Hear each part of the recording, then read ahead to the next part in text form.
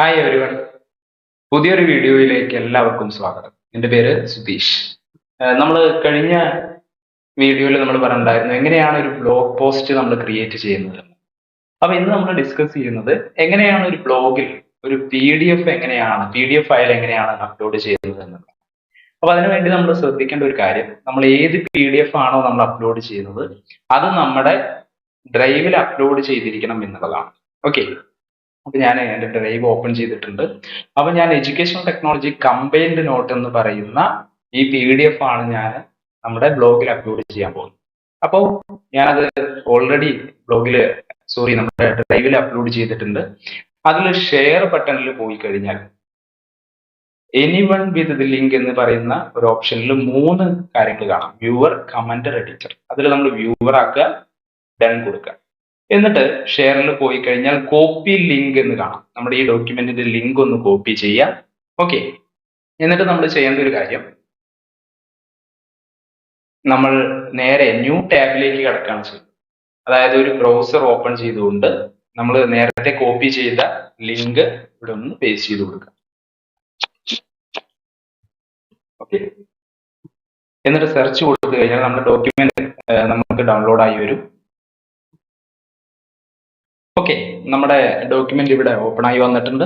ഇനി നമ്മൾ ചെയ്യേണ്ട കാര്യം, ഈ ഡോക്യുമെന്റിൽ ഇവിടെ കാണുന്ന 3 ഡോട്ടിൽ ഒന്ന് ക്ലിക്ക് ചെയ്യുക. അതിൽ എംബഡഡ് ഐറ്റം എന്ന് പറഞ്ഞിട്ടുള്ളതിൽ നമുക്കൊരു HTML ലിങ്ക് ഓപ്പൺ ചെയ്ത് വരും. ആ ലിങ്ക് നമ്മൾ കോപ്പി ചെയ്യാം. ആ ലിങ്ക് കോപ്പി ചെയ്തതിനു ശേഷം നമ്മുടെ ബ്ലോഗിലേക്ക് പോവുക. ഓക്കെ, ഞാൻ ഈ സുധീഷ് കുളപ്പട എന്ന് പറയുന്ന ന്യൂ ബ്ലോഗിലാണ് ഒരു ന്യൂ പോസ്റ്റ് ക്രിയേറ്റ് ചെയ്യുകയാണ്. അതിനുവേണ്ടി ന്യൂ പോസ്റ്റ് എടുക്കുകയാണ്. എന്നിട്ട് എന്തെങ്കിലും ഒരു ടൈറ്റിൽ, ഞാനിവിടെ ജസ്റ്റ് PDF നോട്ട് എന്ന് ടൈപ്പ് ചെയ്ത് കൊടുക്കുകയാണ്. ആൾക്കാർക്ക് നമുക്ക് പെട്ടെന്ന് എന്താണോ നമ്മൾ അപ്ലോഡ് ചെയ്യുന്ന ഡോക്യുമെന്റ് അത് കിട്ടാൻ വേണ്ടിയിട്ടാണ്. എന്നിട്ട് HTML വ്യൂ ആക്കുന്നു.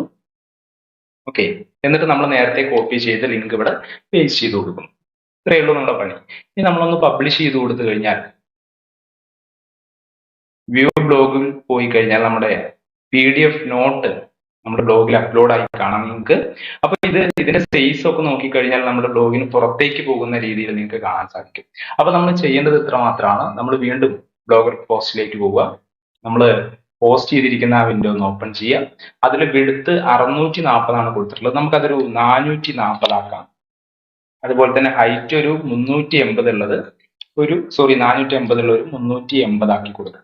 ഓക്കെ, ഇനി ഒന്ന് അപ്ഡേറ്റ് ചെയ്ത് കഴിഞ്ഞാൽ വീണ്ടും നമ്മുടെ ബ്ലോഗിലേക്ക് ഒന്ന് പോയി ഒന്ന് റീഫ്രഷ് ചെയ്ത് കൊടുത്തു കഴിഞ്ഞാൽ യെസ്, നമ്മുടെ PDF നോട്ട് എന്തായി വളരെ കറക്റ്റ് ആയിട്ട് വന്നിട്ടുണ്ട്.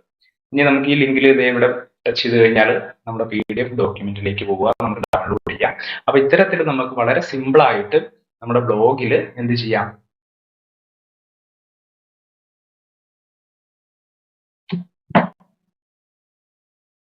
വളരെ സിമ്പിൾ ആയിട്ട് നമ്മുടെ ബ്ലോഗിൽ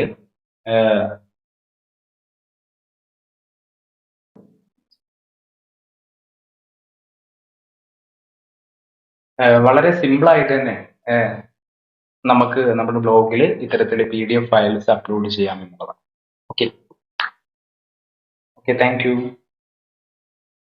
അപ്പോൾ അടുത്തൊരു വീഡിയോയുമായിട്ട് വീണ്ടും കാണാം.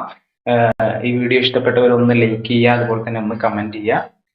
പിന്നെ നിങ്ങൾ സബ്സ്ക്രൈബ് ചെയ്യാത്തവരാണെങ്കിൽ ഈ ചാനൽ ഒന്ന് സബ്സ്ക്രൈബ് ചെയ്യുക. Okay, thank you.